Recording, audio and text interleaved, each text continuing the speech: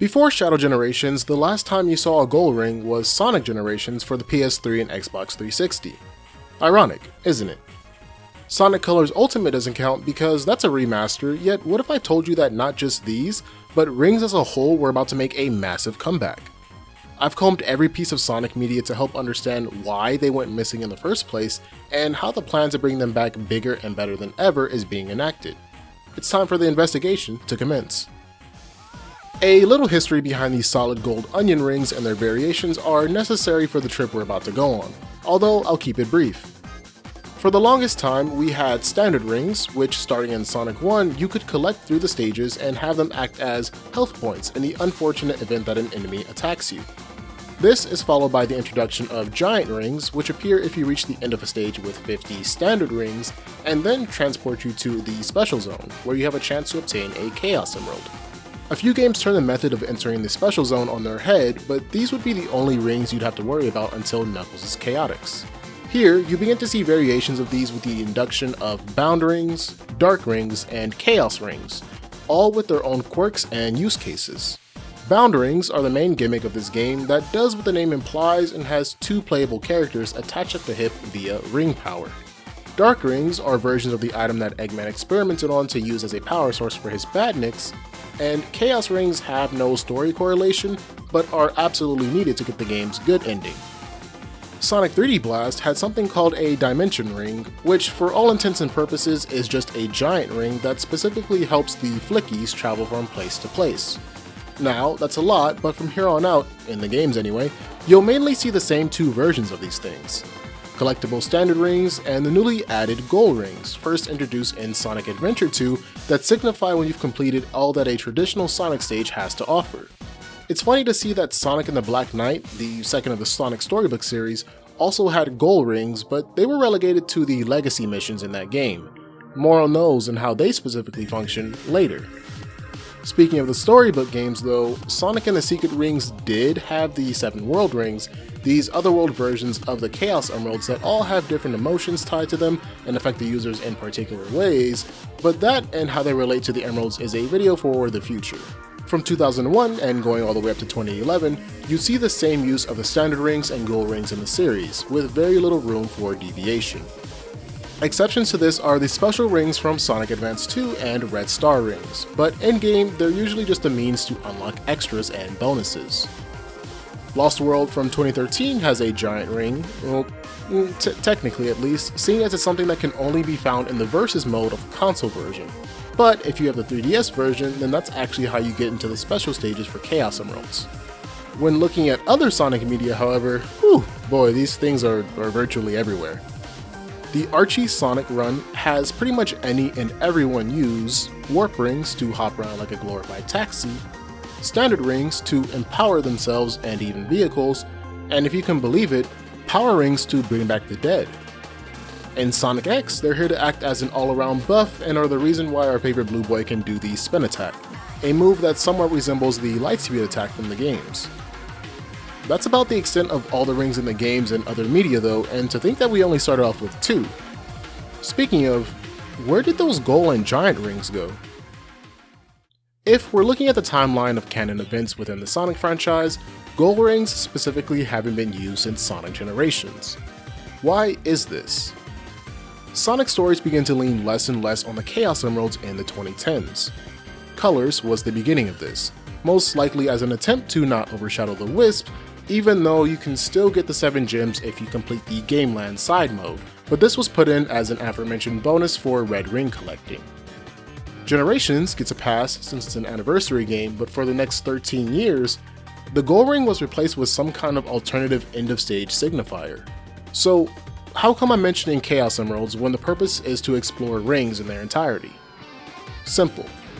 These giant and gold rings are portals to the special stages where you're supposed to obtain the Gems of Power. Sonic 1, Sonic 3 and Knuckles, and Sonic Heroes. All games that have their true endings locked behind getting the emeralds and possess the requirement of having to enter the cleverly named Special Zone to get a chance at capturing the prized treasures. Sonic 2 falls into this category as well, but access to the Special Zone is tied to crossing star posts or checkpoints with 50 rings and hopping into a generated portal above them. In addition to the topic of differences, Heroes does have the caveat of needing to carry a special key to the end of the stage without getting hit in order to enter the zone, but you still gain that initial access through the goal ring itself at the end. To deviate one more time very quickly, since at the end of Heroes it's seen that each of the 4 teams has at minimum 1 emerald, it can be presumed that for stages that seemingly have no natural transition between them, say Bingo Highway and Rail Canyon, these special stages allow for the teams to get their respective emerald and progress throughout the story. Making a U-turn back to the point I was breaking down about there being a lack of gold rings though, from 2013 and leading all the way up until the release of Shadow Generations, the level and signifiers we had come to know and love seemingly vanished into thin air due to a lack of importance with Chaos Emeralds. When Sonic Frontiers brought the gems back into the limelight and focused its story around them, they were not contained within the special zone, but rather very specific altars built to halt anyone without the ability to conquer cyberspace from obtaining the treasures. Even in the cyberspace levels you run through, the goal at the end of these are more so portals to traverse back into the islands. Sure, it acts in a similar manner to the goal ring in being able to transport people, but the destination looks to be fixed. This phenomenon will help us in conquering the question of why goal rings have disappeared. Chaos Emeralds not being a story device for any game after the original generations possibly has to do with the idea that returning all of time back into its initial state ran the stones dry. We know that after every use of all 7 emeralds, the gems will disperse throughout the world and await to be collected again. But I'd like to raise a theory that the last great adventure they were a part of, which saw them doing the tango at the very edge of time, led to a total draining of their energy, such an escapade that ultimately required them to return home, to the place where they were once called out to by a power greater than even themselves, the Starfall Islands. Sonic games have rarely answered the question of where rings as a whole come from, but other media presents us with quite a few theories and answers. For all of the rings that hail from the Archie universe I briefly spoke about earlier, it's understood that most, if not all of the rings there come from these Lake of Rings, which are bodies of water that occur naturally in the world. The exceptions to this rule being the warp and super warp rings that were created by individuals using a standard ring's properties as a basis. So that's nice and all, but what do those have in common? They're closely associated with chaos energy. Blast! If you're curious about my theory when it comes to that, then I highly suggest that you watch the video I did on the subject, because I will lend heavy support into what I'm getting at here. Chaos energy is related to the rings in the sense of applicable properties. Red Star rings, for example, are explained as forming due to a lake of rings being majorly influenced by Chaos Emeralds. In that same vein, the creation of the aforementioned warp and super warp rings can most likely be the result of forcibly using an emerald to amplify a standard ring's innate chaos energy, creating an, albeit still weaker, but more accessible form factor of the gems and their power. Hence why these are everywhere in the books. While Archie Sonic manages its own story and plot devices, it is loosely based on the games, so I believe it to be fair in using them as the foundation. Sue me. But what happens when that source of power is gone? Or rather, locked away inside of containers that carry technology along the lines of something never seen before, cutting off the connection between host and beneficiary. Them being undetectable yet on the Starfall Islands while they regained energy from the plot of Generations is why the gang had to go without the gems in Sonic Forces. Something that would have made the whole Eggman taking over the world point moot if someone like Silver or Shadow had access to them even though Sonic was locked up. With the loss of such a valuable asset, it only stands to see all corresponding links broken. No giant rings after a signpost that can take you to any of the emeralds housed in the special zone, nor any star posts that do the same thing. And while regular rings may still be around as they only have slight connections to the stones, those act moreover as a means to get boosts or refreshes to an individual's stamina and innate chaos energy. In tandem with this, as it stands, gold rings themselves don't tangibly exist in the current timeline. There is one universe where they still do, however, kinda. And it's frankly the reason why we've already begun to see everything that's missing come back in full swing. Sonic the Hedgehog 1, the movie, not the game, came in hot with evidence that rings were slowly but surely going to take a front seat in the near future. Our blue boy gets put on Earth via a warp ring, which has taken inspiration from the Archie comics in having them start off small and get larger once activated. Considering the first film is supposed to be a buddy cop one with the intention to quite literally get Sonic's boots on the ground, it's no wonder the Chaos Emeralds aren't the main focus here.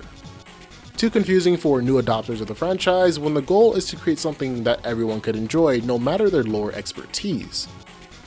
Seen several times beyond this moment and in subsequent movie entries, you begin to affiliate the heroes with these rings for quick locale changes. Need to travel to and from the cold, mountainous alpine region? Use a warp ring. Save your adoptive parents from certain death? Use a warp ring. Escape from a mini black hole? Use a warp ring. They are so upfront and center with these glorified travel devices, but not to a point where it comes off as lazily executed since they seem to be in limited amounts. Especially after the events of movie 3 where it's suggested that the last one they had was used by Knuckles to save Sonic and Tails. What does this all have to do with the games though? Evidently, it is the vision of Sega and Sonic Team to repeat past alignments like what was going on concerning the games and Archie comics, to have them be loosely based off of one another and have transferable or recognizable items, skins, stories, etc. while still occupying their own lanes. This is why we see big warp rings in Frontiers that leads you to the Final Horizon scenario. Something similar that appears in Shadow Generations with the Tokyo movie tie-in, and the reason behind the whole premise of Sonic racing Crossworlds. I'd take it a step further to say that these are super warp rings, since in Archie, those are the devices that allow you to traverse dimensions, time, and space, not just from one location to another like with regular warp rings. To finally answer my earlier point about, it's funny to see that Sonic and the Black Knight, the second of the Sonic storybook series, also had gold rings, but they were relegated to the legacy missions in that game. These stages have you battling with Eggman robots instead of the typical soldiers, which can only be destroyed via homing attack. So, did Eggman possibly send his robots via Super Warp Ring to the Book of King Arthur for funsies, only to be surprised when none of them came back? Anyway, not only with this unified vision currently being at the forefront of Sega and Sonic Team's mind for the Hedgehog, but in universe, the case of the Starfall Islands' issues finally being handled will see the return of the world's many ring variations. Chaos Emeralds once again being freely able to disperse to unsuspecting locations, whether those be in the physical realm itself or the special zone, is entirely up to the will of the gems. However, with that comes the re-emergence and re-establishment of connections to dedicated warp rings and gold rings. And I know it's a running gag that the movies saved Sonic, but holy shit, I didn't think it extended to something like this as well. Having missed quite a few ring variations is something that was inevitable, unfortunately.